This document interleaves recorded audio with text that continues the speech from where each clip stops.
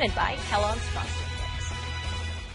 Former Sixer Darryl Dawkins, whose backboard-shattering dunks earned him the moniker Chocolate Thunder, helped pave the way for breakaway rims, has died at the age of 58. The Lehigh County, Pennsylvania coroner's office said Dawkins died Thursday morning at a hospital. No cause of death was immediately announced. He spent parts of 14 seasons in the NBA with Philadelphia, New Jersey, Utah, and Detroit, and was the first player drafted directly out of high school to the NBA. The NBA family offering their condolences. Magic Johnson tweeting, "Darryl Dawkins, bigger-than-life personality, will be missed by all. He was a good friend, and I will miss him dearly." Carl Anthony Towns writing, "I'm going to miss you so much, Uncle Darryl. There will never be another Chocolate Thunder. Love you so much. Going to miss you so much." Stephen A., how will you remember Darryl Dawkins? It's interesting because even though I'm a native New Yorker and everybody knows I love my Knicks, you know, growing up, I'm sure Skip can relate this, long before Michael Jordan came along, there was a gentleman by the name of Julius, Dr. J. Irvin. I remember when Brent Musburger used to call the games, used to call some of the games on CBS and what have you, and we used to look at the Sixers games, and it used to drive me nuts because I was always rooting for the Philadelphia 76ers, and I absolutely positively loved Darryl Dawkins. He was a ferocious dunker, as everybody knows, incredibly athletic, very ferocious. We all know this. But he had one Achilles heel that used to drive me crazy, and I always joked with him in the aftermath of his professional career, because when we saw each other, he was always very, very kind, very loving, as he was to everybody. Everybody knows that if there's a better human being that was associated with the NBA, show me, because I don't know him. He was kind to everybody. He was funny. He was hilarious and what have you.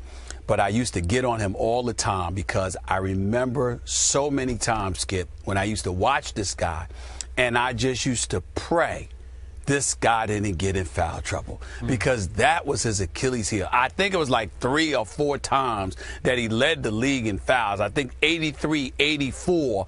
I think he had like an NBA record, was it 386 fouls. The year before that, it was the year the Sixers won the title. He had 379 fouls. And I think it was like, what's the year? 1980. He had 328 fouls, and it was like, if he could just stay on the court, if he could just stay in the game, they can't beat the Sixers. They can beat Boston. They'll beat everybody. They can beat Milwaukee with Sidney Moncrief and the boy. They can beat Boston with Larry Bird. They can beat the Nets with Albert King and those boys. They can beat all of them. If this dude could just stay on the court, it used to drive me nuts.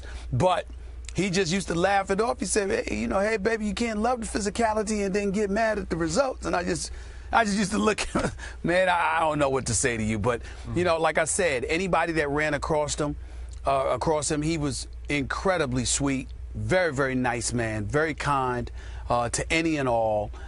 There isn't anybody associated with the NBA family who knew him in any way that could possibly say a bad word about him. He was just one of the sweetest individuals you ever met.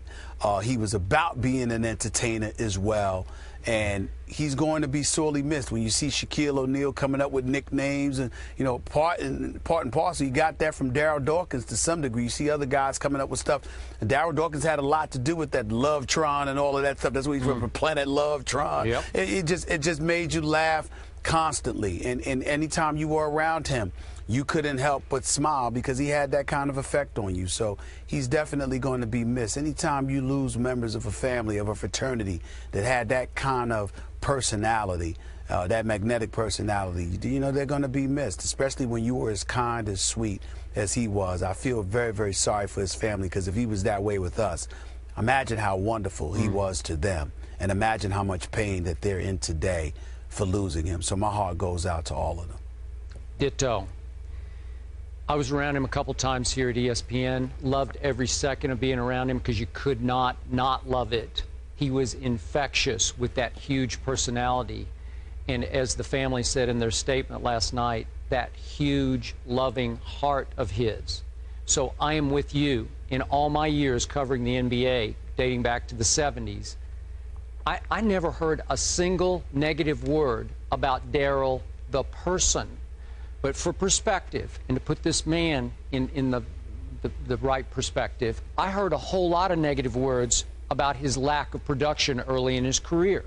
Because let's remember, when he came out of high school, as Molly pointed out, he was the first high school player to be drafted into the NBA. And he was called at that time the greatest high school player who had ever played up to that point. And Stephen A., as you well remember, he could never quite live up to those expectations. He tried, but everybody proclaimed him the next, because he'd played in Philadelphia, Wilt Chamberlain. And you know, and I know, Darryl Dawkins and Wilt Chamberlain had very little in common. Darryl used to say in his first couple of years, I'm not Wilt, I'm not that tall. So he went, they listed him at 6'11". I'm not sure he was even 6'11". He looked more 6'10"-ish to me. Wilt was 7'1", as you remember, Stephen A., even though it's a little before your time, he was a long 7'1". He was a track star at Kansas, was Wilt, and an extraordinary basketball player. We look at the numbers Wilt put up and we say, that's impossible. Could he do that today? Probably not quite that, but he did it then. And Darryl couldn't live up to that. And yet, what I loved the most about him was he never let that drag him or beat him down. And to deflect all that, to work through it, he used humor. He was a gifted entertainer. I got to say, gifted entertainer. Where I just waited for the post-game interview with him because he could light it up off the top of his head. He could do the equivalent of NBA stand-up comedy on cue, no rehearsal, and it would be hilarious because he had the gift of gab. He could just come up with phraseology that was almost in your league, some of the phrases you come up with. This man was blessed, and he needed that personality. And it's very interesting to me that he got very close with Dwight Howard. Dwight's gone through some of the same emotions of, I can't quite live up to what everybody says that I'm supposed to be. I look the part, but I can't always play to that level of the part. And Darryl went through that too. So I think they had a kind of a deep connection that way. They appear to have had a deep connection. I'll take their word for it. I never asked either of them about that. I can get where you're coming from, but if you're going to bring up Dwight Howard, there's a distinct difference that everybody needs to recognize here. With Dwight Howard, them huge, big shoulders, the kind of phenomenal physical specimen that he is, you would think no one would mess with Dwight Howard. They come at him all the time. They do. And because of that is why he needs to play a little bit angrier, needs to be a bit more ferocious, and get at cats and remind them that he should be mentioned in the same breath as a DeMarcus Cousins when we're talking about the best big men in the game. No one tried to punk Darryl Dawkins. Nobody. That's what they didn't do. That's the one thing they didn't try to do. They didn't try to do that. You might have tried to get him in foul trouble, but that's about it.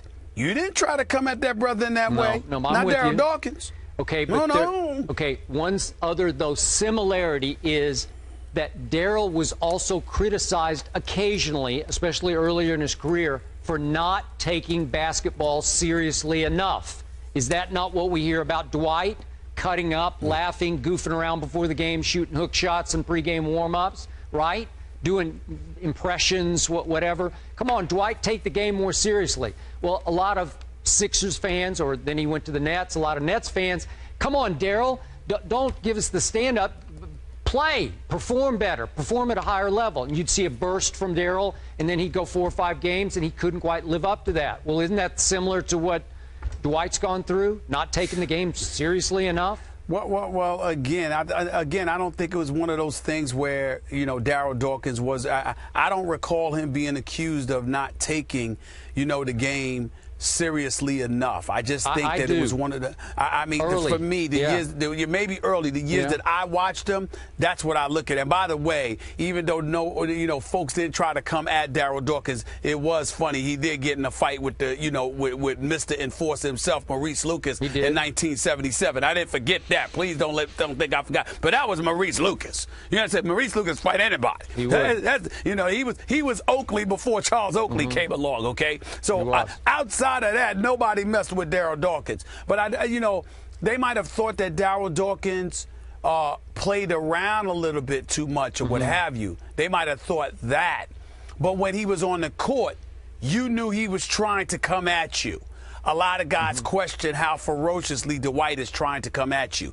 And Dwight has to change that because Dwight is big time when he wants to be. He just needs to do it more consistently. Well, to your final point, a whole lot of people who played with him, against him, and even now play in this league are going to miss this big man. Yes, they are. Yep. No question. Absolutely. 58 is too young. And Stephen A., as you said, our heart goes out to the loved ones of Darryl Dawkins. Yeah. More First Take after the break.